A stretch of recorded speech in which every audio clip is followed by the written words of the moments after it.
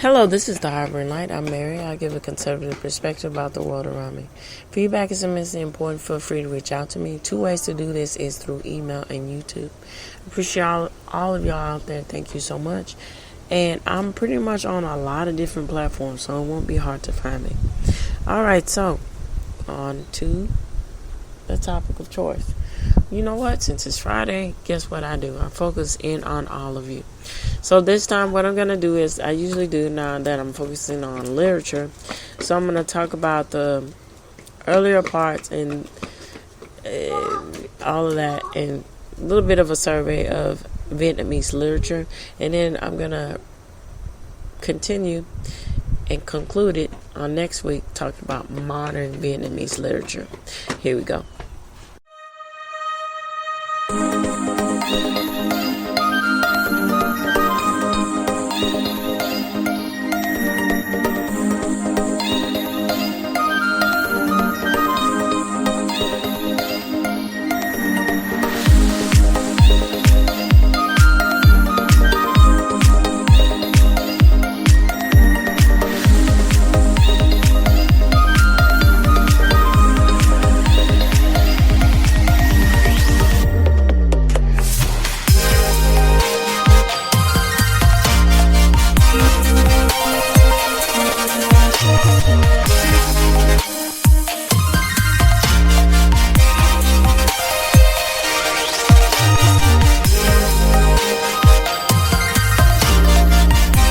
Alright, so Vietnamese literature. Rich tapestry there, and it's quite interesting because for the root and everything, the literature is pretty much inspired by, well, inspiration, I can guess you can say that's the right choice of words here, Chinese literature. Alright, so with that said, let's get in. This is going to be pretty short and sweet here, because I'm just getting to the nuts and bolts of everything, and I'm going to get in really a lot of detailed specifics on next week. Okay, so Vietnamese literature is a rich tapestry of oral and written works that have evoked through centuries of cultural and historical change. So from ancient scripts to modern prose and poetry, Vietnamese literature tradition reflects the nation's resilience, creativity, and a diverse cultural heritage. This article is delving into this. This article, so you can know the key points for now and then on next week.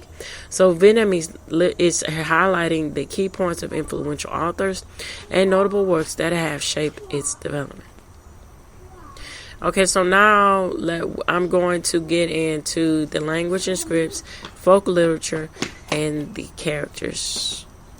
So specifically the classical Han Chinese characters here.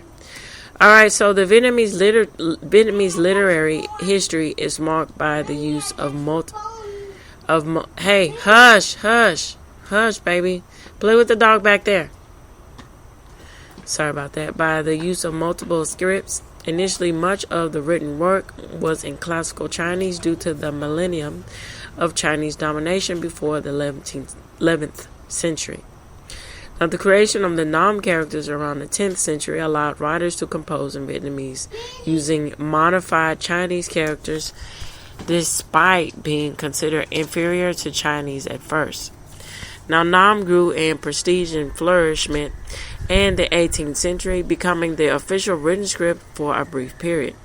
Now, I'll do my best by pronouncing this, because it's quite interesting, because even though the Chinese influence is there with Vietnamese language and so forth, also French is very influential in the Vietnamese culture and language too.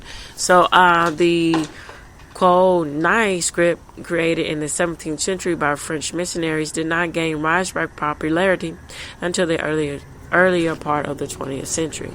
Now, when the French colonization and the administration of the French colonization mandate its use.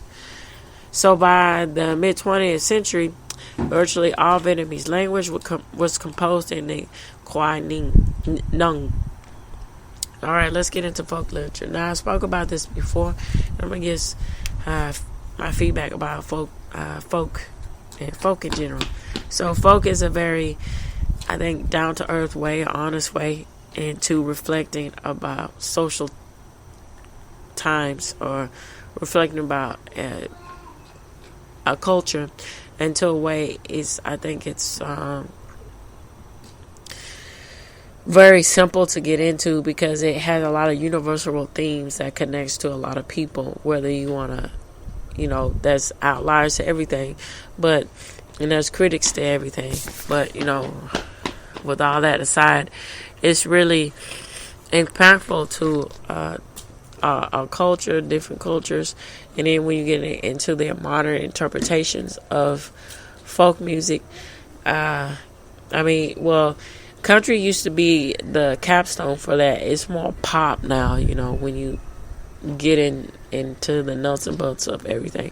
But my point of bringing it up is that country music, the country genre, its roots is in folk, and it's focusing on the aspects of everyday life. And that's really what we're getting at here when we talk about folk. The folk arena, or in this case, we're talking about folk literature, everyday life with it, the ins and outs of human nature here. All right, so Vietnamese folk literature is a treasure trove of probes, tales, and epics passed down through generations. This body of work, rich in cultural significance, reflects the soul and the vital power of the nation. Notable examples include the Hmong ethnic groups and the epic poem Giving Birth to the Earth and Water, and the White Thai ethnic groups singing off and instructing a loving heart. Alright, so the Han characters. Now during the 1,000 years of Chinese rules, wow, that's a long time, classical Han Chinese became the language of the Vietnamese royal court and was used in trade, education, and also state documents. Now, the oldest extent of the literature written in classical Han Chinese was comprised in the 11th century by a poem. Specifically, these were poems by Buddhist monks. You gotta be careful, baby. It's okay. It's okay. Come here. It's okay. It's okay. It's okay. Come on. It's okay. Shh. Just sit down. It's okay. It's okay. It's okay. I know. It's okay. Hold on. I'll be right back. All right. So everything's okay with baby girl. She's okay.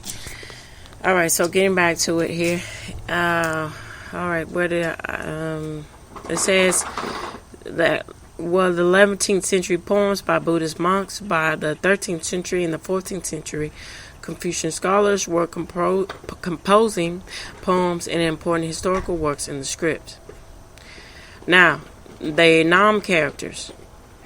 Now, the Nam script devised to transcribe spoken Vietnamese, so it marked a significant development in Vietnamese literary history. Notable works in the Nam included the 15th century scholar Nguyen Trai's proclamation of victory over the Naigo, and the 18th century narrative poems Lament of Wars, the warriors of a warrior's wife, and the Lament of a royal concubine. Now, the Col Nai script. So the adoption of the Col Nai script during hey Piper, go in the grass and do that, okay? Yeah. The Col Nai script during the French colonial period revolutionized Vietnamese literature. So originally derived by French missionary let me say that. Alec D. Rose.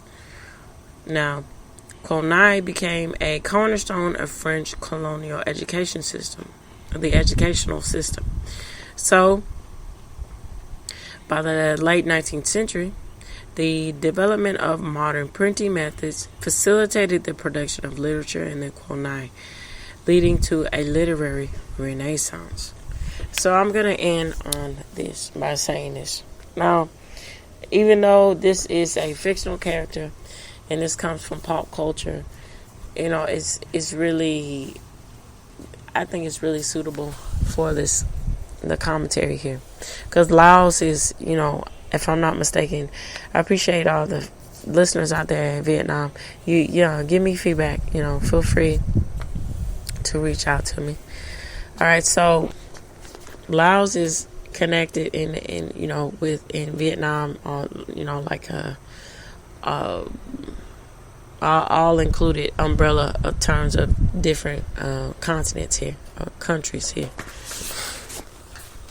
And so when we get into King of the Hill, the character Khan, he is Khan, and then the whole family, and then I'm trying to think about who he was, really the proverbial, keeping up with the Joneses with him.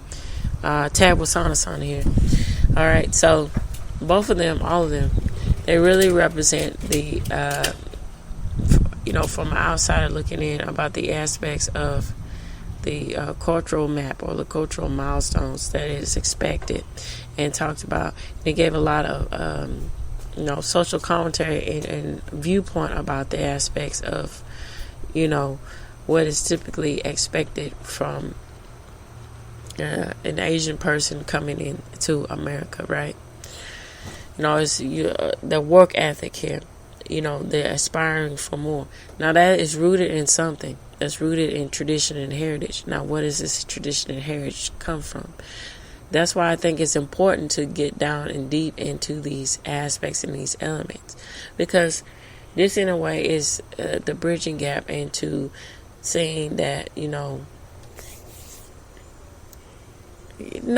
because that's a problem with, I think, a lot. I mean, this is something that's never going to be resolved, and that's something that's not new and is always going to happen, because we get in the aspects of the human.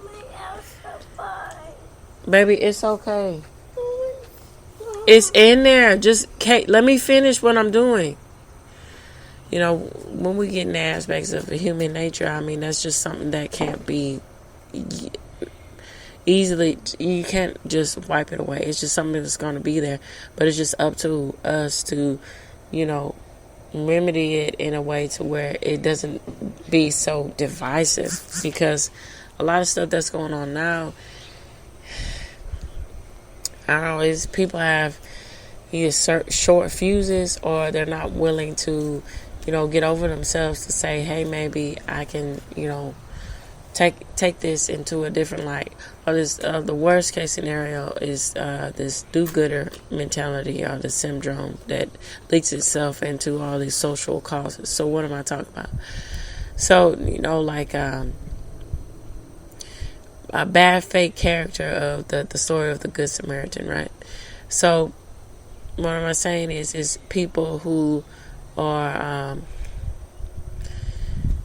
they're being very imperialist in their ideas, but they're trying to overlay, I'm doing this for the better good, but in actuality they're not. And there's a lot of cases like that that's going on now, when we get this aspects of the politics that are going on, now, especially with the administration. And it is really unfortunate, because it's like this thing, dang it if you do, you dang it if you don't, right? Because, Trump trying to get everything in order with the political landscape, and then it just can't win. And it's just one of those things where a lot of people, that's not always the case, but most people aren't willing to say, well, hey, let's look at this from a different point of view. Let's try to do that. And that's what I think this is really important in getting the aspects of going over and highlighting and showcasing about the different, the different elements of literature and how this is, understood to the culture. Because it gives more insight in the nature of everything, of experiencing and broadening your worldview. And so I think it's quite interesting going back to what I said about Khan and King of the Hill and everything. This goes without saying. Anybody that can have a chip on his shoulder, but Khan was very prevalent in the aspects that it is very obvious that he had a chip on his shoulder. And so, as the series went on, you start to understand why he has all of this weight on his shoulder like that, because all his expectation is he's being bogged down and trying to be better than the rest, and live up to what is expected to him. But at the same time, had the jerk mentality because of the superiority complex. And that's really something that was a show. And even though it's coming back now, it's just one of those things. Just like the last weekend, I saw some of the Malcolm in the Middle revival show. It's just like, hey, do something new, like don't leave. Let things just stay the way that they were, and just mark it as, hey, that was a corny capsule in time, and let's try to re-examine, for a new audience, something different, something new. So with this said, this wraps up everything what I'm talking about for the beginning of the Vietnamese literature. So I really appreciate your insight, and I'd like to know what you all think. So feel free to reach out to me, and the best way to do that is 2 ways, as I mentioned. Bye. I love you. Hey, that's so sweet. But let me finish, okay? 2 points here, as I mentioned earlier in the beginning of the episode. Now, email and YouTube, alright? So, this reaches the end. Tune in, turn up, and definitely take care. Say bye to everybody. Bye. Bye. Okay, bye. Bye. Bye.